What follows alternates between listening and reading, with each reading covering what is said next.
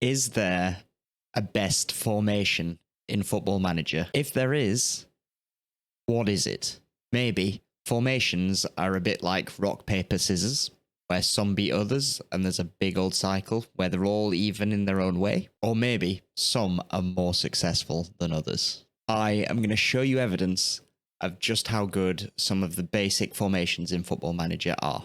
Now, we all know that ideally you want to tailor a formation to your team, but with all things being equal, does the match engine favour some formations over others? We have two teams with identical players, all with 10 in every stat. They are identical in every way, managers, the whole lot, and they're going to play each other for 40 games over the course of a full season. The only differences between them will be the changes in formation that I make between each test. And we will see which is the best formation by looking at the points difference between the two teams and see which formation finishes on top and by how many points. So I took the 4 formations which are most commonly used by the AI, the 4-2-3-1 wide, the 4-3-3 DM, the 4-4-2, and the 5-3-2. I also tested the 4-4-2 diamond because I quite like that one myself. And these are just plain formations. No instructions involved, we're just looking simply at how good the formations are against each other. First off, yes, some formations are more dominant than others. So we'll start from the bottom and work our way up.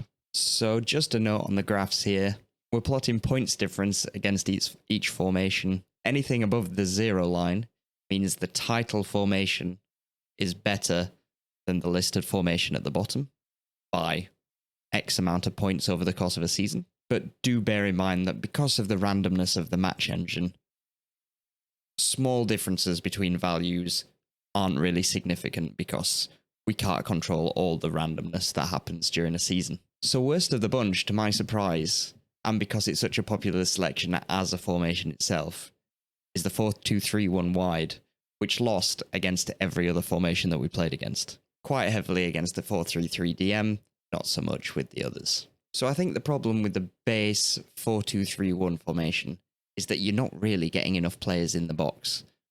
2 wingers and an advanced playmaker on support and just the 1 advanced forward. And you can see here actually that although we had more shots over the course of the season, the quality of the chances created was nowhere near as good. Next successful is the 5-3-2. Just edges our 4-2-3-1 wide, loses against the rest, heavily against the 4-4-2. And I think this suffers from the same kind of issue of bodies in the box as the previous formation. Next up, the 4-3-3 DM.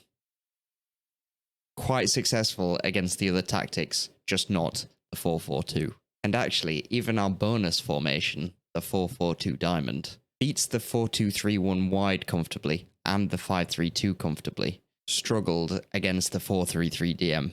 So this 4-4-2 diamond, straight out of the box, is quite a competent formation. With these 3 front players, you're really likely to be getting more people forward and creating more chances and scoring more goals. And so, if you've been paying attention, you'll know what's coming now. Number 1 tactic, D442. Absolutely pans the 5-3-2. Over 50 points over the course of the season. Nuts. Also comfortably beats the 4-2-3-1 wide, and the 4-3-3 is about on par with the 4-4-2 diamond as well. So if you want to create your own tactic, this is a very good starting point. However, if you don't, there's nothing to stop you from just going here, going to presets, again press 4-2-3-1 wide, which comes with a host of instructions. What happens if you run this for the course of a season?